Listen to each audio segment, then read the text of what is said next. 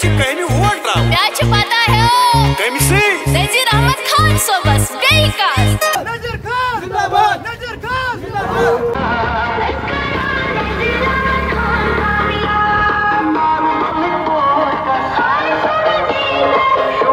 और road show तो ये तो हिस्सा है इस इलेक्शन कैंपेन का, तो ये तो करना ही होता है। लेकिन जहाँ तक लोगों का ताल्लुक है, एक मैसेज हम देना चाहते हैं कि बड़ी स्ट्रेंथ के साथ हम लोगों को अपनी बात पहुंचाना चाहते हैं। मेरा क्लियर स्टैंड है ये कि आप देखिए, हमारे दो मेंबर पार्लियामेंट हैं। एक है हमारे इंजीनियर रशीद साहब जो हमारे आईपी के प्रेसिडेंट है, और दूसरे हैं मेंबर पार्लियामेंट आगा रूहुल्लाह साहब हैं। ये दोनों सताए हुए हैं, नेशनल कॉन्फ्रेंस के सताए हुए।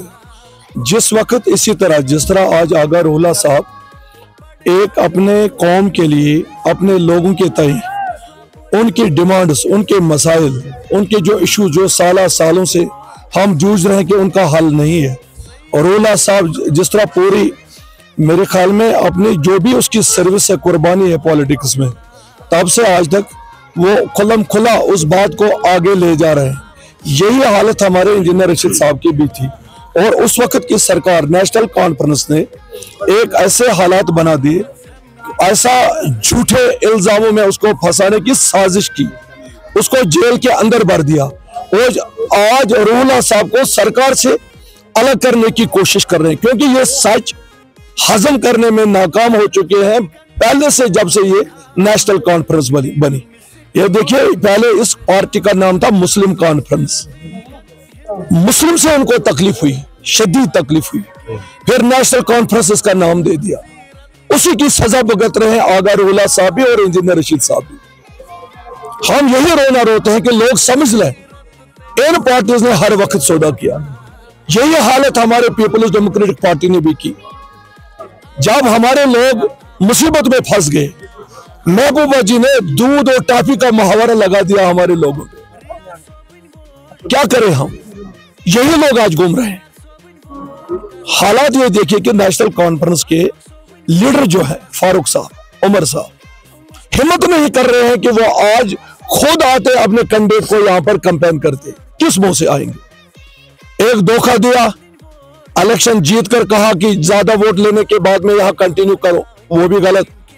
पहले ये कहा कि यूटी में इलेक्शन नहीं लड़ेंगे, वो भी गलत।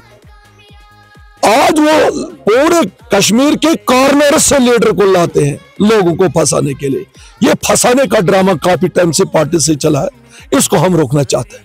मैं अपने लोगों से अपील करता हूं कि अल्लाह करे कि इनके दिल में ये तासीर पैदा हो, असर पैदा हो कि रूहुल्लाह साहब हमें अपना है, उसको अवाम के ताकत की, हिम्मत की, हौसले की, मदद की जरूरत है, तभी तो वो उनका एजेंडा आगे ले जा सकता है।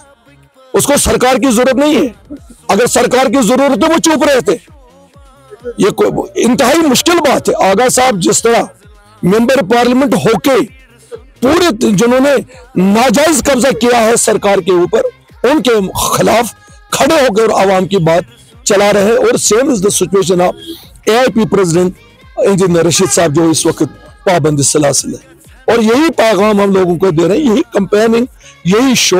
आप देखिए मेरे जवान कितने साथ हैं, हमारे सीनियर लोग साथ हैं, हमारे सीनियर वाइस प्रेसिडेंट जो हमारे हैं एडवोकेट जी शाहिद साहब है, अबरार साहब हैं, दूसरे बहुत सारे लोग मेरे साथ हैं। और बड़गाम के जाले और हाईली करेक्टर्ड इमोशनल जवान आज हो चुके हैं। लोगों को ये चीजें देखनी चाहिए कि ये चीजें सारी तभी तो मुमकिन है जब कैंडिडेट जो हमारा रिप्रेजेंटेटिव आज वोट से बनेगा, जब उससे हम ये भरोसा लें, एतबार लें, एतमाद लें कि वाकई ये हमारी इज्जत, आबरू और वकार को खुद महसूस करके आगे ले जाए। अगर उस तरह का वोट का इस्तेमाल होता है, मेरे ख्याल में अवामी इत्तेहाद पार्टी और इसके जो प्रेसिडेंट है, कायद है इंजीनियर रशीद साहब, वो देखिए कि पब्लिक का जो उसने हमारे जम्मू कश्मीर के इश्यूज को खड़ा किया, किस तरह से हमारे लोगों के इज्जत और आबरू को हमने ख्याल कर रहे हैं, जान की कुर्बानी दे रहे हैं। पैरोल पर वालिद साहब की तबीयत खराब होने पर बेचारा 1 महीना के लिए निकल गया।